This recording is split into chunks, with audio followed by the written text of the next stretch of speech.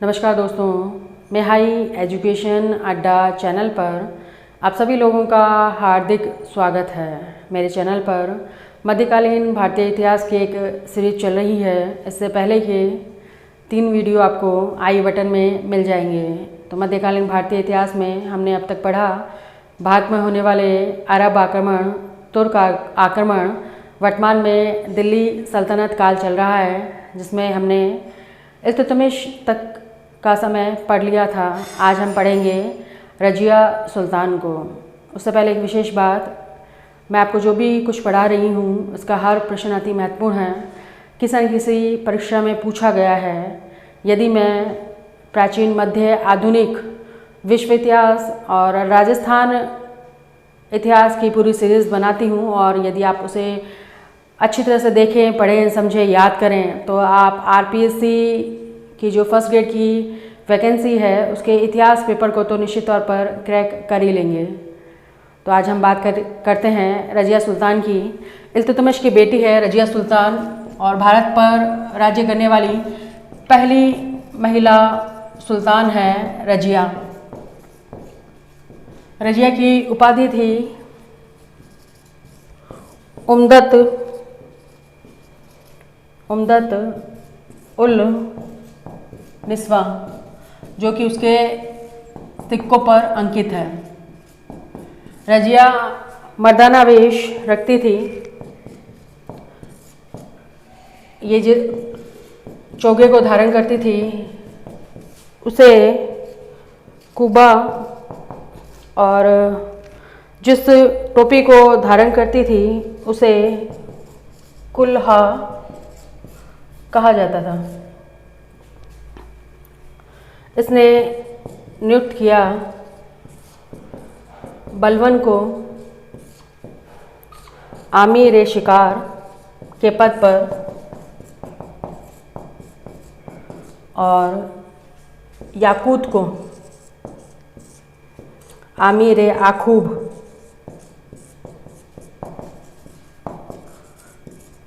यह घुड़साला प्रधान था और ये याकूत अफ्रीका का अबिसिनियाई वंश का दास था। रजिया के विरुद्ध पहला विद्रोह किया तबर हिंद बठिंडा के इक्तेदार अल्तुनिया ने। तो रजिया ने इस अल्तुनिया से कर लिया निकाह और ये निकाह करके जब दिल्ली की तरफ कूच कर रही थी उस समय बहराम शाह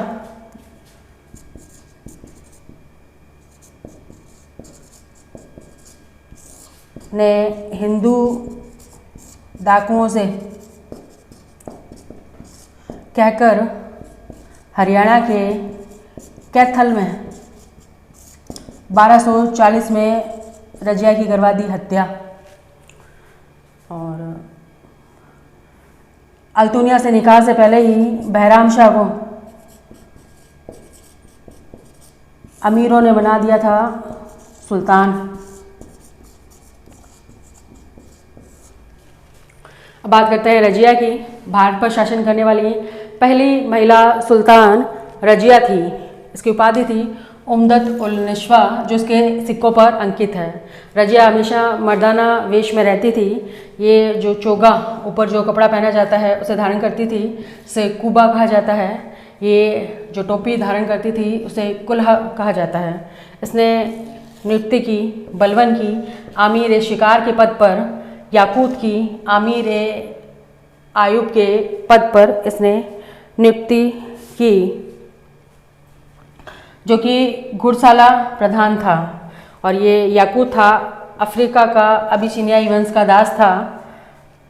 अब इसके राजा बनने के बाद पहला विद्रोह किया तबरिंद भटिंडा के इक्तेदार अल्तुनिया ने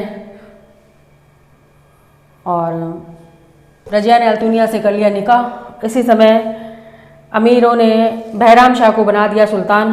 तो इस बहराम शाह ने जब ये बठिंडा से दिल्ली की तरफ आ रही थी तो हिंदू डाकुओं को पैसे देकर हरियाणा के कैथल में 1240 ईस्वी में करवा दी रजिया की हत्या। रजिया के असफल होने का सबसे महत्वपूर्ण कारण था अमीरों की महत्वाकांक्षा और दूसरा रजिया का महिला होना।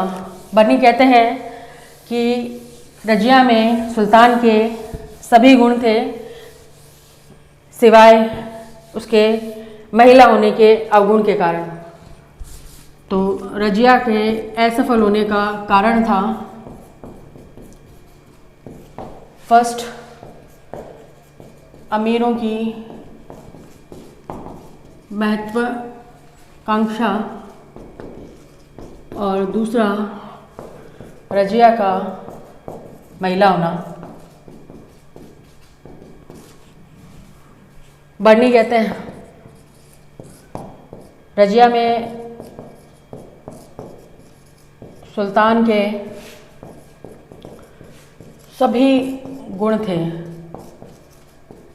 सिर्फ एक ही अवगुण था कि वो महिला थी।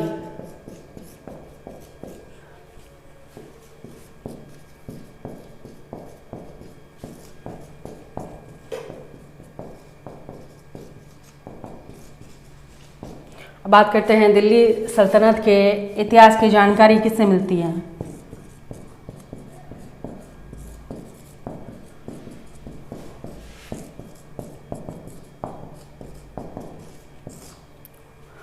तो प्रारंभ से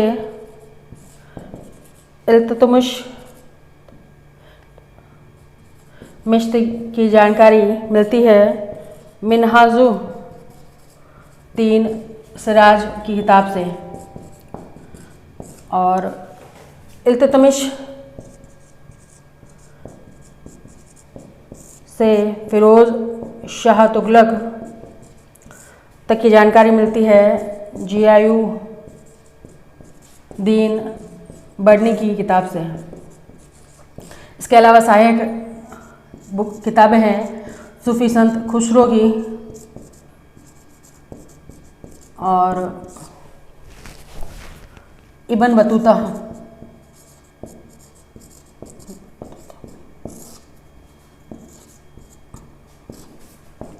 किताब रहला से। रजिया के बाद अगला सुल्तान बनता है बहराम शाह। ये एक पद गठित करता है जो है नायाब का पद, जिसका मतलब है सुल्तान का प्रतिनिधि।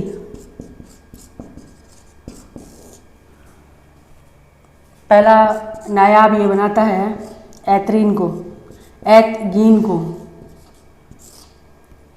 और बहराम शाह बलवन को देता है हांसी और रेवाड़ी की जागीरें।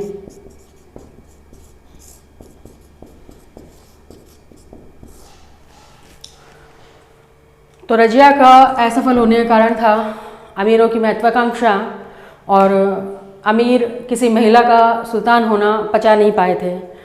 जो जियाउद्दीन बर्नी हैं वो कहते हैं कि रजिया में सुल्तान के सभी गुण थे, उसमें सिर्फ एक ही अवगुण था कि वो महिला थी।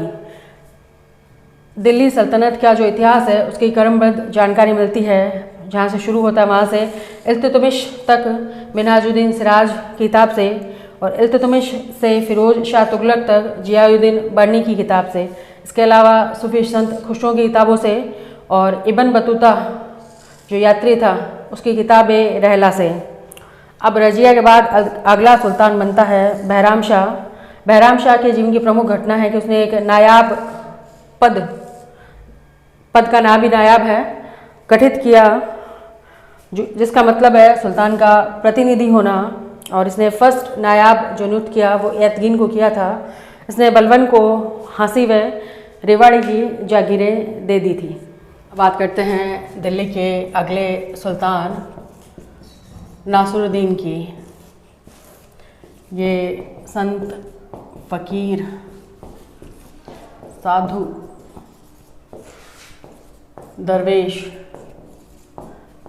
राजा के नाम से जाना जाता था। ये टोपियाँ सिलता और कुरान की नकलें बनाता। बलबन ने अपनी पुत्री का विवाह नसरुद्दीन से करवा दिया था, तो उसने बलबन को उपाधि दी उलुग खां और बलबन को दे दिया पद नायब का। पहला भारतीय नायब बना रेहान। नसीरुद्दीन के समय दिल्ली का काजी मिन्हाजुद्दीन सिराज था। नसीरुद्दीन के बाद अगला सुल्तान बनता है बलबन। बलबन का वास्तविक नाम था बहारुद्दीन। ये 20 वर्ष तो रहता है नायब और अगले 20 वर्ष रहेगा सुल्तान। इसने उपाधि धारण की जिल-ए-इलाही और नायाब-ए-खुदाई।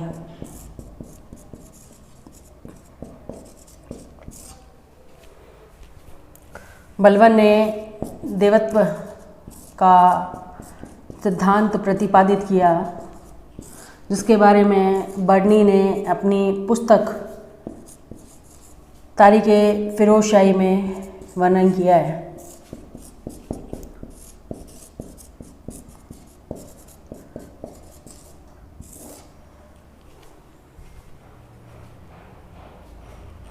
बलबन ने राजत्व के लिए 7 चीज़ें बताई थी, जो है शक्ति, सत्ता, प्रतिष्ठा, क्रोध, न्याय, रैयत या दरबारी। तो बात करते हैं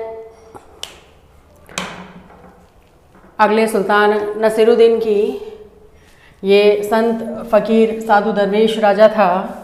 टोपियाँ सिलता व कुरान की नकलें बनाता था। बलबन ने अपनी पुत्री का विवाह नसीरुद्दीन से करवा दिया था, जिसके बदले में नसीरुद्दीन ने बलबन को उपाधि दी उलुग खां की और नायब का पद दे दिया।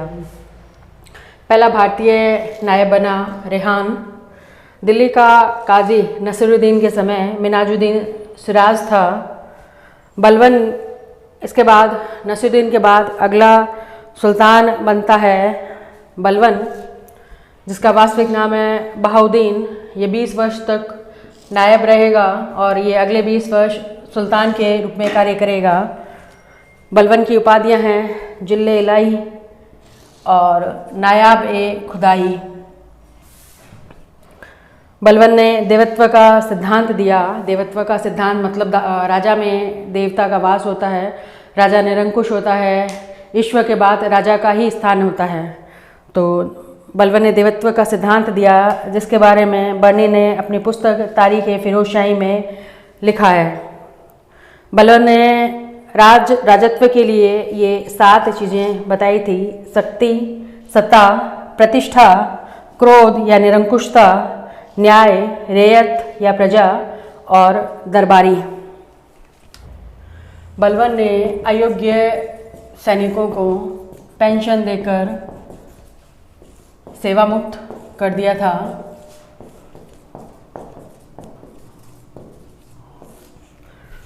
और शक्ति के दमन के लिए उसने मंगोलों का दमन किया। चालीसा का दमन किया और नायब के दमन किया। मंगोलों के दमन के लिए उसने उत्तरी पश्चिमी सीमा पर सुदृढ़ किलेबंदी की और अपने दोनों पुत्र महमूद खां और बुगरा खां को नियुक्त कर दिया था, जिसमें मंगोलों के आक्रमण में महमूद खां मारा जाता है तो ये महमूद खां को शहीद की उपाधि दे देता है।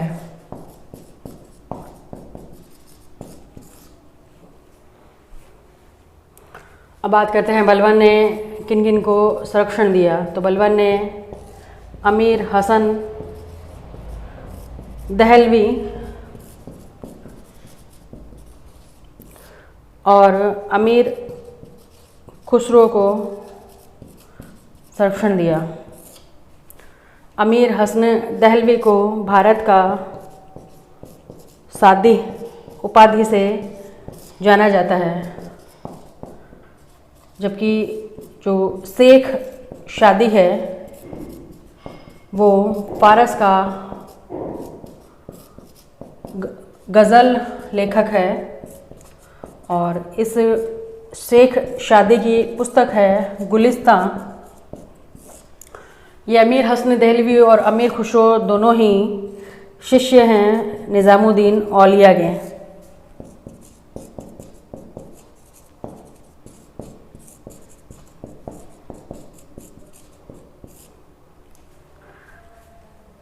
अमीर हसन दहलवी और निज़ामुद्दीन औलिया दोनों की बातचीत का जो ग्रंथ है वो है फ़वायद उल फ़ुआद।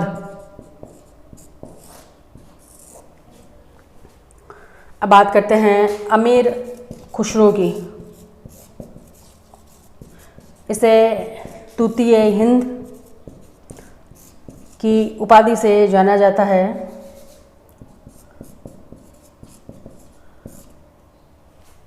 अमीर खुसरो ने दिल्ली के 8 सुल्तानों का राज्य देखा था। इसके अलावा अमीर खुसरो को खड़ी बोली हिंदी का पहला कवि माना जाता है और इसने आविष्कार किया सितार, तबला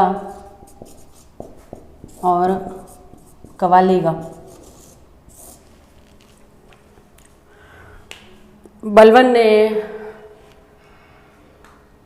राजत्व का सिद्धांत प्रतिपादन करने के लिए और अपनी सत्ता को सुदृढ़ करने के लिए अयोग्य जो सैनिक थे उन्हें पेंशन देकर सेवा मुक्त कर दिया, यानी उनको घर बैठा दिया कि आप बैठो घर। अन्य शक्तियों के दमन के लिए, मंगोलों के दमन के लिए उसने उत्तरी पश्चिमी सीमा पर सुदृढ़ किलेबंदी की और वहाँ अपने पुत्र महमूद खां और बुगरा खां को नियुक्त कर दिया। मंगोलों के आक्रमण में ये महमूद खां मारा जाता है और बलबन उसे शहीद की उपाधि दे देता है। बलबन ने संरक्षण दिया अमीर हसन दहलवी को और अमीर खुसरो को। ये दोनों ही शिष्य हैं निज़ामुद्दीन औलिया के। अमीर हसन दहलवी की उपाधि है भारत का सादी, जबकि जो वास्तविक शेख शादी है वो फारस का गज़ल लेखक है और उसकी पुस्तक गुलिस्तां है। बात की जाए अमीर खुसरो की तो अमीर खुसरो को तूतीए हिंद उपाधि के नाम से जाना जाता है। अमीर खुसरो वह व्यक्ति था जिसने दिल्ली के 8 सुल्तानों का राज्य देखा था। खड़ी बोली हिंदी का अमीर खुसरो पहला कवि है। अमीर खुसरो ने आविष्कार किया सितार का, तबला का और कव्वाली का। अब बात करते हैं अमीर खुसरो की रचनाओं की कि उसने कौन कौन सी रचनाएं लिखी थी।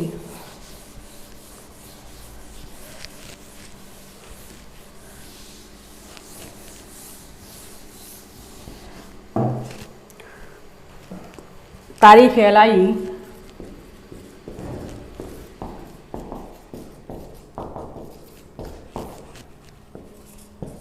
दूसरी है खजाइन उल फतूह, तीसरी है मिफ्ता उल फतूह, चौथी है देवल रानी, पांचवी है आशका, छठी है सिरी फरहा,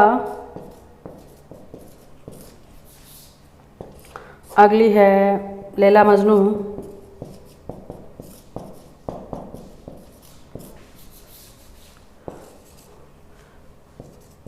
हीर रांझा। इसके अलावा अमीर खुसरो ने मुर्गियों की रचना भी की। बात करते हैं अमीर खुसरो की प्रमुख रचनाओं की। इससे संबंधित प्रश्न हमेशा पूछे ही जाते रहते हैं कि ये किताब किसने लिखी है। तो अमीर खुसरो ने तारीख अलाई, खजाइन उल फतूह, मुफ्ता उल फतूह, देवल रानी, आशका, सिरी फरहाद, लैला मजनू, हीर रांझा आदि किताबों की रचना की थी। इसके अलावा उसने मुर्गियाँ भी लिखी हैं। अमीर खुसरो कहते हैं गर फिरदौस बर रूबी जमी अस्तो हमी अस्तो हमी अस्तो हमी अस्तो, यानी पृथ्वी पर अगर कहीं स्वर्ग है तो यही है, यही है, यही है। कश्मीर के बारे में अमीर खुसरो ने ये पंक्तियाँ कही थी जो दिल्ली के लाल किले की दीवारों पर अंकित है। अमीर खुसरो की मृत्यु हो जाती है अपने गुरु निज़ामुद्दीन औलिया की मृत्यु का समाचार सुनकर।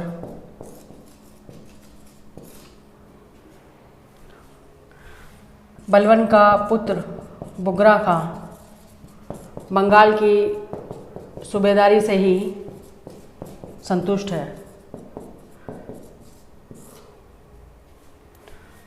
बलवन ने नया पद गठित किया, ख्वाजा इक़्तिदारों पर नियंत्रण के लिए, और उसने नए विभाग बनाए, दीवान ए अर्ज़ या आरिज़ जो कि सैन्य विभाग था, और दीवान ए बरीद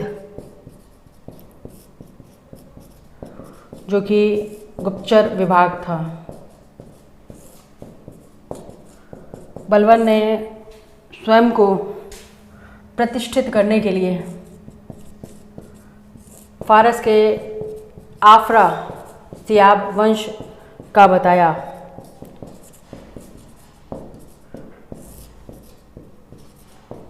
जिसका वर्णन शाहनामा में है। उसने दरबार को फारसी तौर तरीक़ों से सजवाया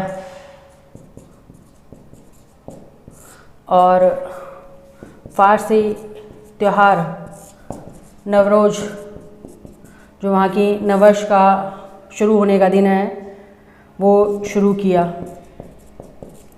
उसने अपने पुत्र पौत्रों के नाम भी फारसी रखे हैं, जैसे कैकुबाद, क्यूमर्स,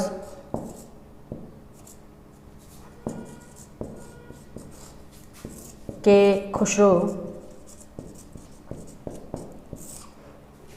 इसके अलावा उसने फ़ारसी परंपराएं,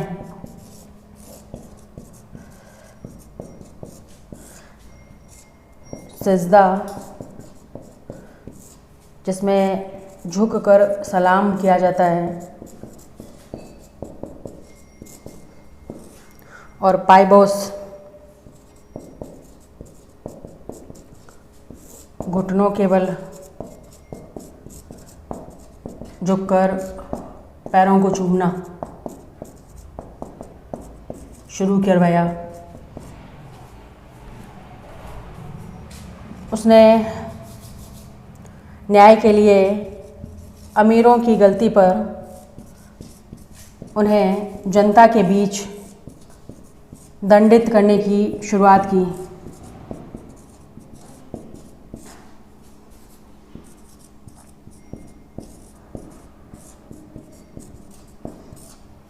इसके अलावा उसने दरबार पर रोक लगा दी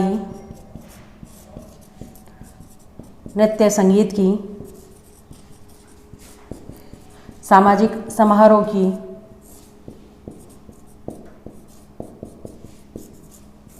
हंसी मजाक की।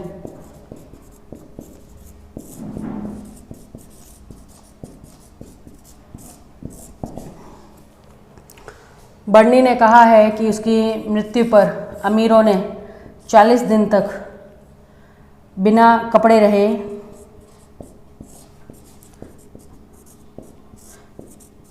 वस्त्र फाड़े और सर पर धूड़ डाली।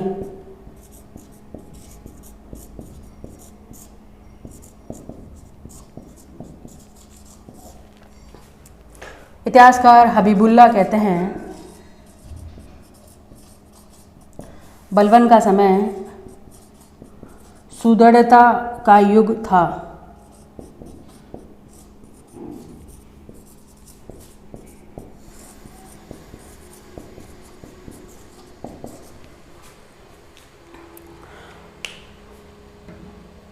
सूफी संत अमीर खुसरो ने कश्मीर के लिए कहा, गर फिरदौसे बरूबी जमी अस्तो हमी अस्तो हमी अस्तो हमी अस्तो, यानी अगर पृथ्वी पर कहीं स्वर्ग है तो यही है, यही है, यही है।